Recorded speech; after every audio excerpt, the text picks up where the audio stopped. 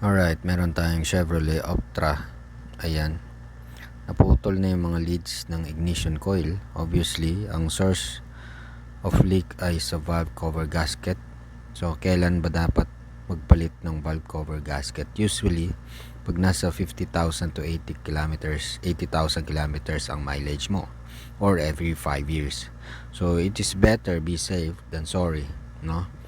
Dahil madaming parts ang nadadamay dito, gaya ng naluluto yung mga ignition coils, at syempre pag nangyari nga yan, maaaring pati mga ibang electronic components nito ay matamaan din, sa kadahilan ng syempre high voltage yung dumadaloy dito.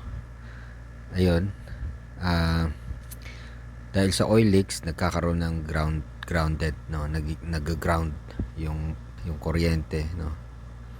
So ayun, so ngayon papalitan na natin yung spark plug coil, tsaka spark plug, palitan na rin natin itong spark plug niya, yung tatluhan, pero hindi ako bilib dyan, kaya papalitan natin siya ng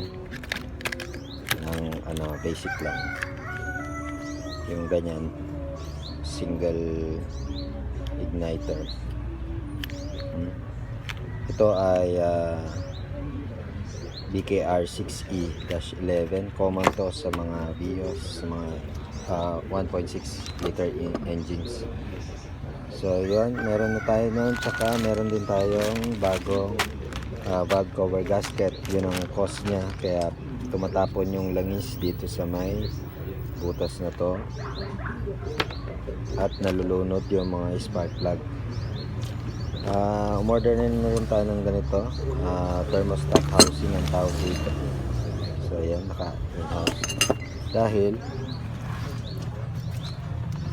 ayan, ganyan lang, niremedyo lang yung kanyang housing.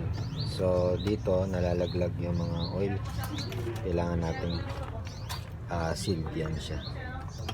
Nya ay 0.35, so mga 0.85 mm yon. I-adjust lang natin siya sa ganitong paraan.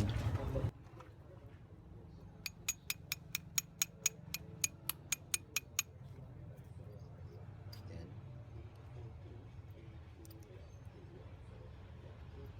Medyo ipunin natin konti. Yan. So, masyado malapit.